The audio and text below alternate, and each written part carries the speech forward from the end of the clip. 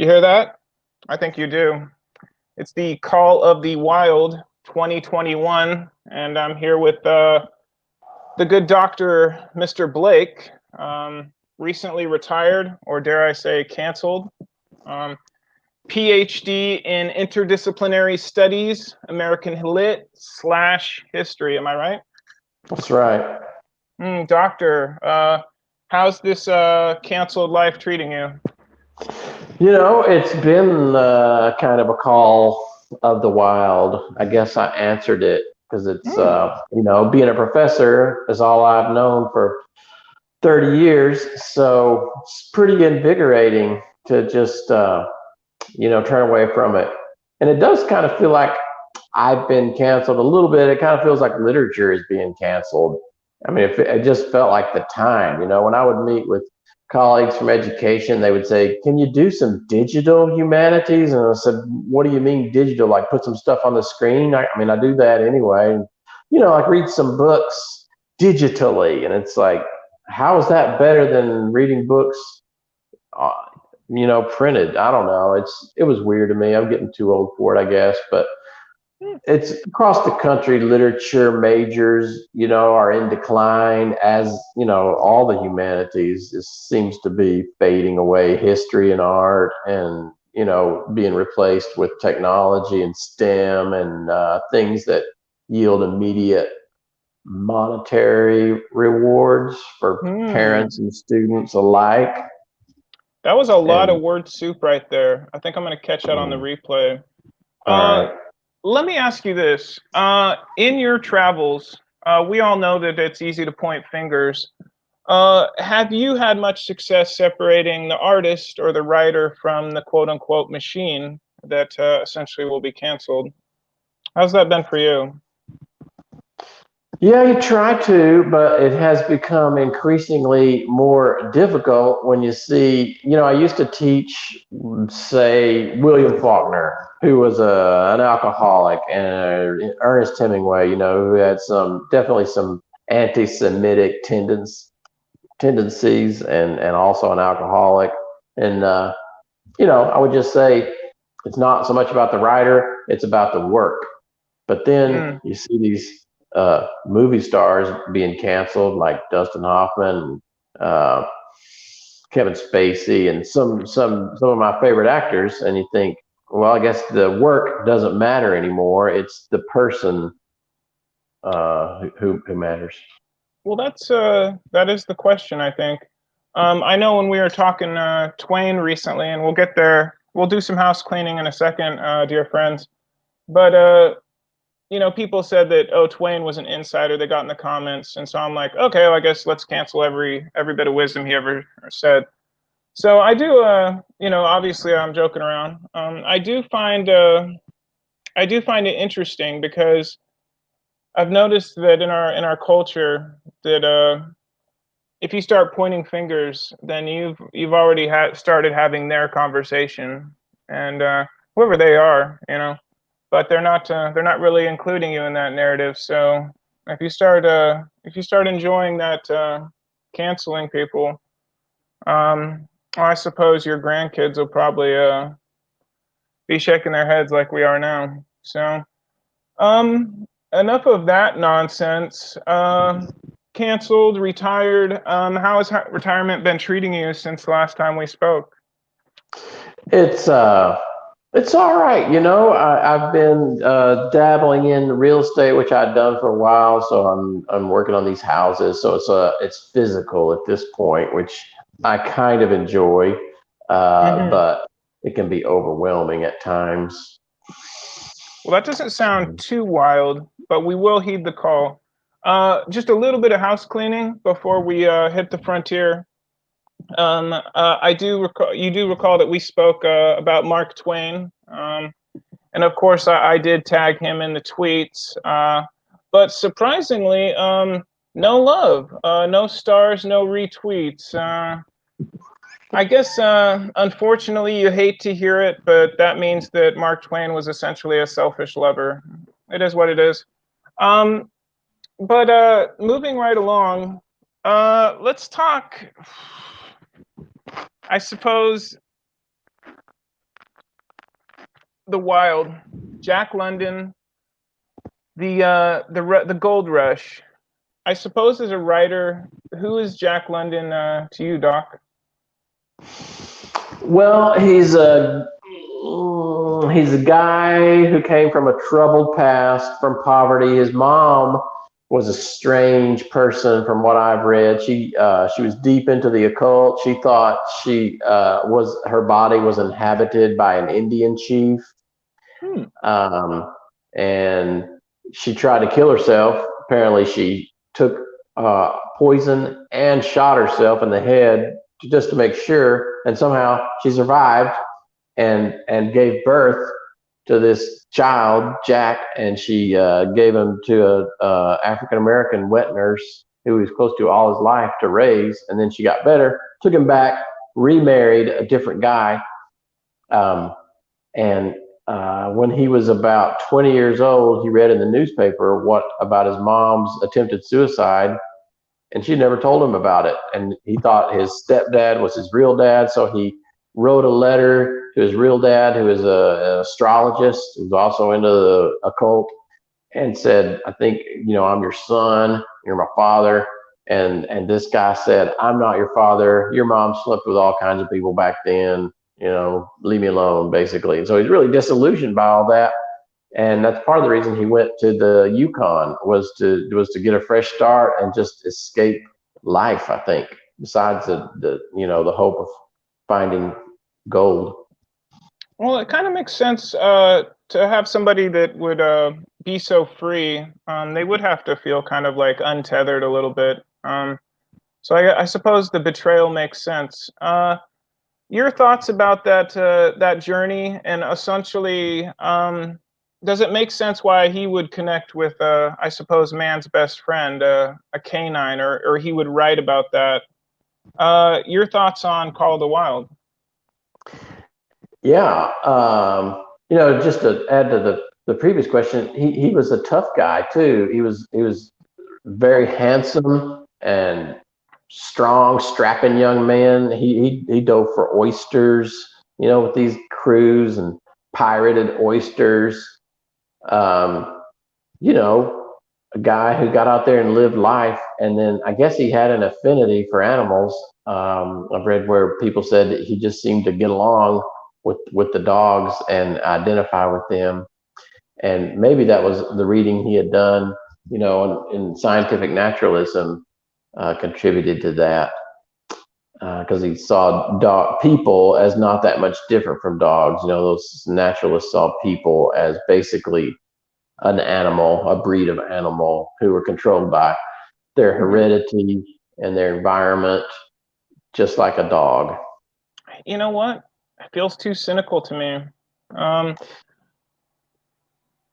what are your thoughts? Are Yeah, you that I, jaded, or I've I've kind of come around to that way. I used to think it uh, was silly, but here's the thing, Curtis. Any decision that I make, I think, well, that's the kind of decision a guy like me would make, And I think, well, I'm not going to do that. I'm going to do the opposite. It's like, yeah, that too. Somebody like you, raised where you were raised with your parents and your peers and your experiences, programmed the way you're programmed. It's mhm. probably what they would do. Yeah. But Well, let me ask you about the just the canine companion aspect. You've mentioned that maybe a book about a dog can be a good read, not necessarily a good movie. I can attest to that. I saw about 5 minutes of the recent Harrison Ford flick. You guys crossed over into the uncanny valley like before the credits hit. So, uh, cheers. Why would you say that about a good read but not a good watch?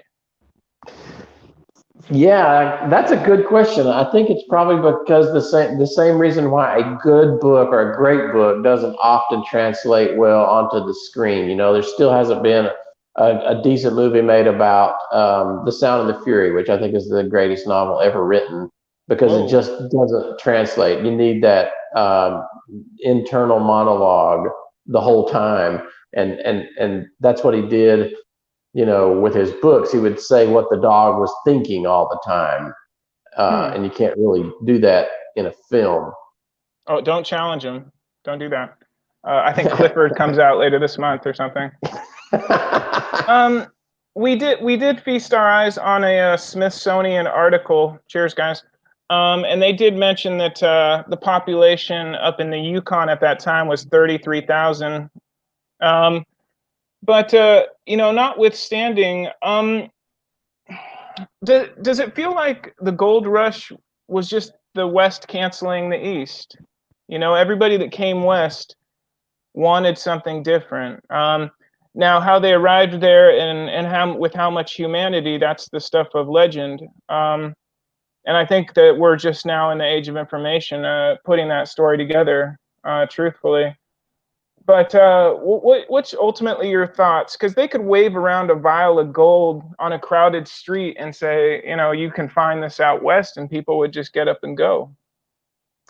Yeah, and it's such an American story too, don't you think? Because it's that come from out of nowhere and strike it rich Mm, through your efforts, but also through luck, and you just never know. There's that possibility, and we still have that American dream. It's like Bitcoin or Dogecoin instead of going to the Yukon. It's like I'm going to get some of this, and or maybe it's YouTube or TikTok, and I hear there's easy money to be made out there. So mm. it's just a lot less physically demanding these days, but still people want to roll the dice. And you see people who go on these reality shows like Survivor or Big Brother, and they say, I have to win this $1 million for my family. And I always think that's your plan, because you know. Well, I can tell you this much: it's not that it's hard out here for the truth. I'll say that.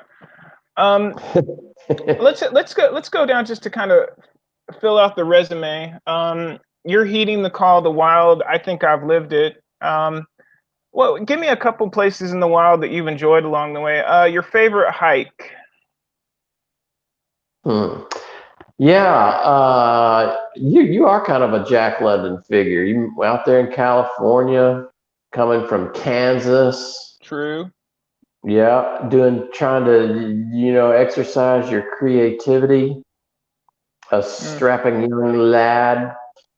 Well, But the same. Yeah, yeah. yeah, man, one of the greatest places I've been. I haven't been that many places, but have you been to Johnson's Shut-ins or Elephant Rock in Missouri?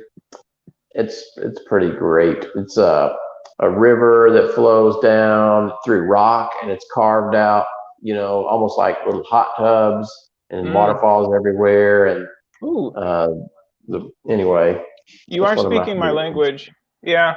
If given the choice of the ocean or a nice river, I think you know. I think you know. My favorite place to explore camp, and this is obviously previous to meeting my lady and our shared experiences, but Havasu Falls, just at the bottom of the Grand Canyon on the Havasu Reservation.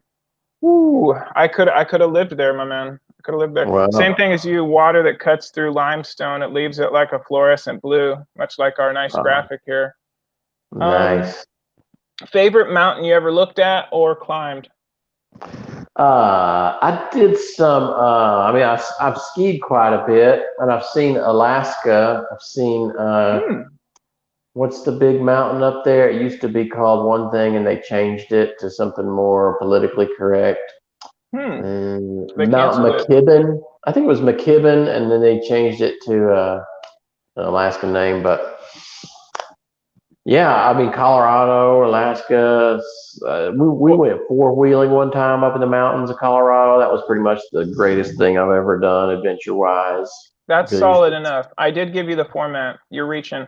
I would say the best mountain I ever laid eyes on, pretty much every day of my young life, would be Mount St. Helena, Sheer Sonoma. It was a dormant volcano that I looked at every day I woke up. I recognize that now. I didn't understand the profundity, back in the day. Favorite pop culture animal companion? I know, I know. yeah, pop culture Mm-hmm. animal companion. I guess I mean, Scooby Doo comes to mind. He's a Okay. faithful Okay. friend to Shaggy and Velma, and a humble guy. I'm gonna take a slight detour off of that prompt. Scooby Doo, obviously, and Shaggy, notorious for kind of being like the cannabis enjoyers in the group. That's one call to the wild you've not heeded yet. Am I right? Yeah, Well, that retired professor status, it might be time to get the old pipe out. it Might might be not be. Might not time. be. Yeah. Shh! Don't tell Mid America. Um, Yeah, no, or Scooby Doo's you. a good one. It's a good one. Scooby Doo Mysteries Inc.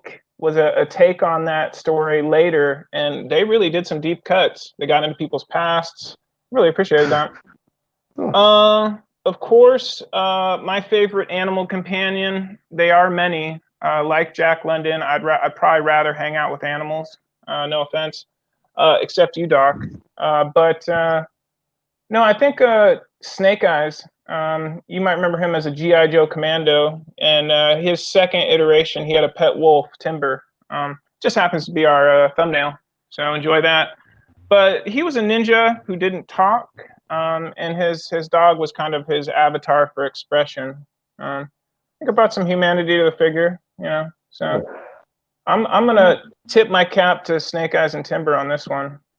Goodies. I know you missed that era, brother, but GI Joe, it did have it. It had all the secrets. Um, Yeah, yeah, that's yeah. another thing I'll say about our pop culture. Make sure you're looking at it the right way, because a lot of times you're told to look at it a certain way, but the story that's being told is actually just adjacent. Um, Yeah. and finally, real life animal companion. We've all had a favorite pet. I don't want to make you cry or anything. Any good animal companions along the way? Oh yeah, I had a dog named Lady that just showed up at our house. This is back when dogs ran free more often where I live, and man, became our dog. Waited at the bus stop for me every day. She knew the time. People said she would go out in the yard, and then then head for the bus stop. And yeah, then one day she got run over. Well, you She jump past wasn't the there. interesting stuff. What breed of dog was it? Oh, she was mixed breed. I think she Mm, had some husky in her, maybe some German Shepherd. there you go. You know Yeah. what? I maybe both of our stories are tragedies. I'm gonna say I'll tip a cap to Luca Squad. You guys were just in town. It's good to see you. We used to have this really long-haired wiener dog that ran around. Best personality, super protective. He did. He found some traffic. That was probably one of my roughest days. I salute the folks that were there for that day. I think, this has been an up and down chat. You're remodeling. It's AM. I've actually never talked to anybody in the morning, so it's a first, Doc. Thank you for making time as always. Well, thanks for having me. You're pretty good in the morning. Maybe you ought to think about a morning show for a regular gig. Hmm. Well, we'll see. Let's hope I can dance this minefield that is our culture. Uh, Yeah. I guess before you hit the wild, the call, heed the call. Send some shout outs. Give some love to some folks out there. Well, I guess I have to give some love to my new grandbabies that came to the earth yesterday. Little Oh, twins. all right. That Joseph, is yeah, Maxine and Josephine. So I'm a grandpa now. well. Whose children are they? Turner's my son, my little, Turner. Cheers, yeah. brother. And Mm. then Hadley's gonna have a kid in December. Apparently, my namesake. Hello. So Well, that's that is quite one an way to honor. transcend worlds. So cheers to you for becoming immortal. In due Yeah, course. That's a good one. That's a good one. I am about to heed the call of the wild and head on a road trip as we do out west. So I will raise a glass to people who heed the call of the wild with me, including awesome. my lady. Um, Yeah. so Yeah, I guess everybody is finding their own path, and just a couple cats at the end of time chatting. And we thank you for joining us, Doc. Any words before we head out, my man? Well, you guys enjoy your trip and Oh, be thanks, man. careful. Yeah, sounds like Yeah. fun. And I don't think this will be our last chat, but if you want to chat with me and Doc about lit, about culture, that's what this channel is, y'all. That's right. I think we do have a credo to end with. Do you have that on hand, my brother? The credo. The credo of Jack London. Um, You know what? Tag me in. I got you. I will end with this, dear friends. I would rather be ashes than dust.